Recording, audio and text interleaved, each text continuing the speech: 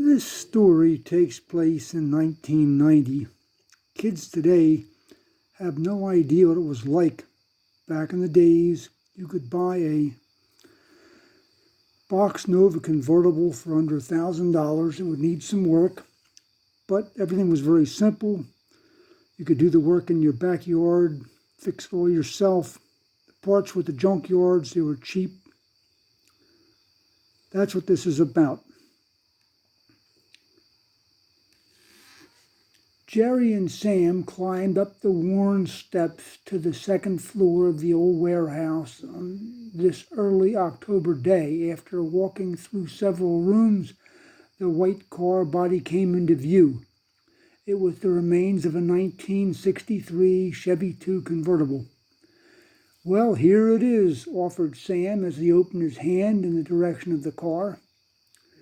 Jerry walked slowly around the vehicle and tried to take in this unusual sight.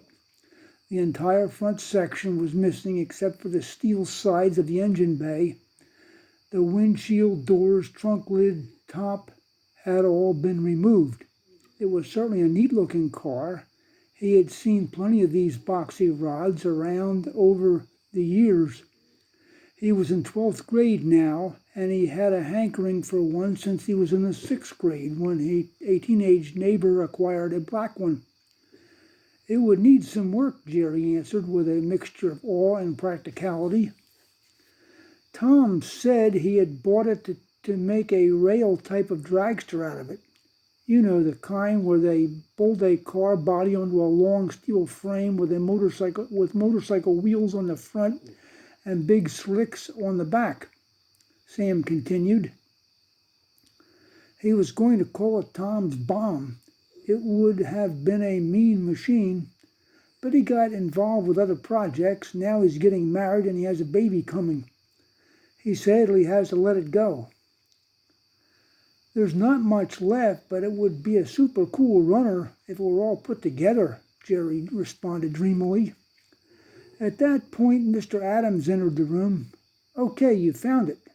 He was the owner of the building and was Tom's grandfather. Tom loved the car, but he had his fingers in too many pies. "I was telling Jerry about how he was going to make a dragster out of it," related Sam. "That was his plan. He got it from a friend about 10 years ago, about 1979. The car had been involved in a crash. The front end was all crunched. He only needed the tub for what he was going to do. I think the trunk lid's around here someplace," the old man continued. Tom was going to cut out the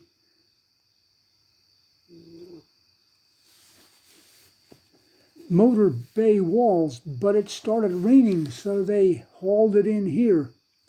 For drag racing at a track, there can be no glass. He was going to weld in safety roll bars and such, but this is as far as he got. There was a convertible top, but I don't know what kind of shape it would be in by now. The ribs might be all right, but the cloth would need to be replaced.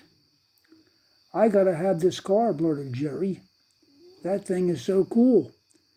"Well, as soon as I heard about it, I knew I had to tell you about it. You always had an enthusiasm for box Chevy 2 converts," said Sam. "Well, it's been in here out of the weather," observed the old man. "It would be a project, but you would be starting with a solid tub." Jerry kept circling the car. He got down on one knee to look up under the back wheel. "You're right. There is very little rust on the bottom." Mr. Adams stood smiling as he watched the boy's excitement. He remembered having the same feelings many years before when he checked out a weathered Model A Ford. "How much does Tom want for it?" asked Jerry as he scanned the trunk compartment. $200, replied the grandfather. "He hates to part with it, but his circumstances have changed. He has to round up cash wherever he can." "Would it be all right if I bring my Uncle Bart over to look at it tomorrow afternoon? He is a mechanic, and he could tell me what I would need and how hard it would be to put it together," Jerry explained. "That would be fine, but we close at 5. You would have to be here before then." I can't believe that car, said Jerry as he was walking out of the room while looking over his shoulder for one last view. We'll see you tomorrow, called Sam. The tow truck pulled into the parking lot of the warehouse with Uncle Bart at the wheel. After departing from the truck, they went through the main entrance and up the stairs. Mr. Adams came around the corner carrying a Chevy 2 trunk lid. Oh, hello, boys. I managed to round this up in the attic. Mr. Adams, I want you to meet my Uncle Bart, said Jerry. I'm glad to meet you, replied Bart as he put his hand out to the old man. Uncle Bart was Jerry's mother's brother. He was a strong man in his late 30s. The same, answered Mr. Adams. The car body's in the next room. Uncle Bart studied the white convertible slowly and thoughtfully. He loved old cars and working on them. The new 1980s cars that customers brought into his service station had many modern gadgets and had reduced levels of pollution due to the new environmental laws. But he loved working on the older cars that were less complicated and were a part of his teenage life. What do you think? Sam asked as the mechanic crouched down to look under the dash. Well, they didn't rip out the wires in the heater. The gauges are still in place along with the turn signals. You can go to a junkyard and get all those things, but it would be a lot of work to reset all the under-the-dash stuff. You would not have to replace all that, and the radios pop right in, and so that would not be a problem. You are fortunate that it has the steering wheel and the pedals. The shifter is for an automatic trans. But isn't it cool? Shouted Jerry excitedly. That it is, replied Uncle Bart. But this is a big project. To make sense, you have to do a lot of careful calculations. Do you think it's doable? Asked Sam. It's definitely doable. What I'm looking at is the time, energy, effort, and imagination it would take to turn this back into a car. It's $200, right? Yeah, $200, answered Mr. Adams. You have to figure out what it would take to build this car up compared to how hard and how long you would have to work at a job to buy a convertible that was a complete car. I hadn't thought of that, murmured Jerry. Listen to your uncle, said Sam. Yeah, I can see he's looking down the road, responded Jerry. It's the only way to go. Over the years, I have seen many projects half-built, continued Uncle Bart. You have to look at all the angles. People start on these deals and they discover all kind of headaches they hadn't thought of, which blow up the goal. In this case, though, you would be putting in carefully chosen units. There are fewer surprises because you know what's going in, and because it's all a part, you can see what's there. Bolting on parts is not too hard to do, but body welding is skilled and therefore expensive. This body is like factory. That's the big plus. You think so? Squealed Jerry. Well, just looking it over, you are going to need axles, springs, and wheels. You'll need seats, carpets, windows. You said there's a top frame?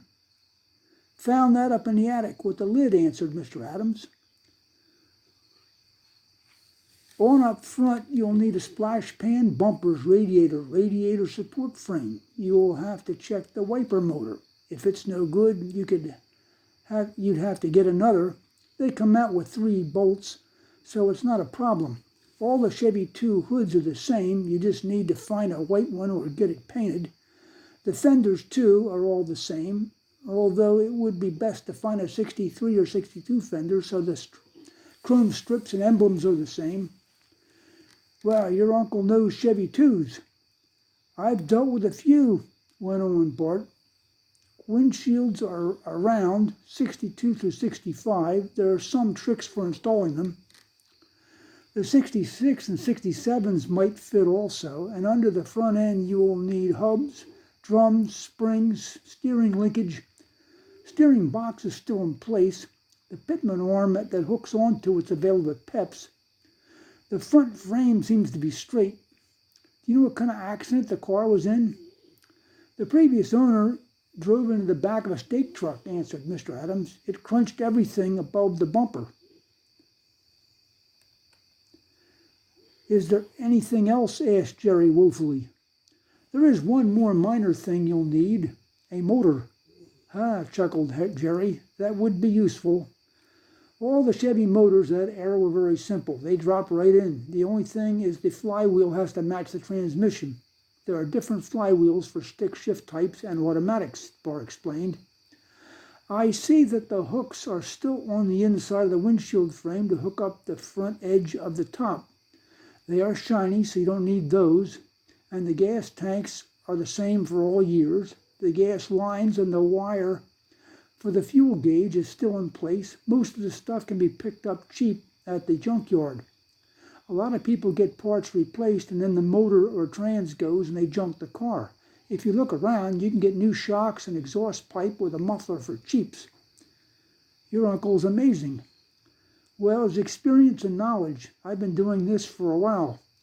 Now, it's possible to find brand new brake lines on a junk car, but brake cylinders are an essential part that must always work reliably, so you always want to buy these new from the parts store. That's a wise advice, fellows, added Mr. Adams. The kick panels are in fairly good shape and the air vent grills are in place. I pulled on the knobs and they opened properly. You would need a grill, and it would make the most sense to find a 62 or 63 grill. As far as bumpers go, the 62 through 65 are all the same for the back. Picking one of those up should not be a problem. Front bumpers are another story. People make driving errors and the front gets the action. And the 1965 models have the turn signals in the bumper. If you go that route, you'll have to find a 65 grill. Thank you, sir, for showing it to us. I have to do the math to see what we can do, said Uncle Bart as he stood up. The math? Asked Jerry. The math. I have to sit down at the station desk with a calculator and some sharp pencils. A job like this only makes sense if the math works out. Oh, there's one more thing that's essential, said the mechanic. Does Tom have the title? Yes, he does, answered the old man. It's in the glove box. Very good. Now we can operate. We will do some calculations and get back to you in a couple of days. I'll have to see if the numbers work. Thanks again.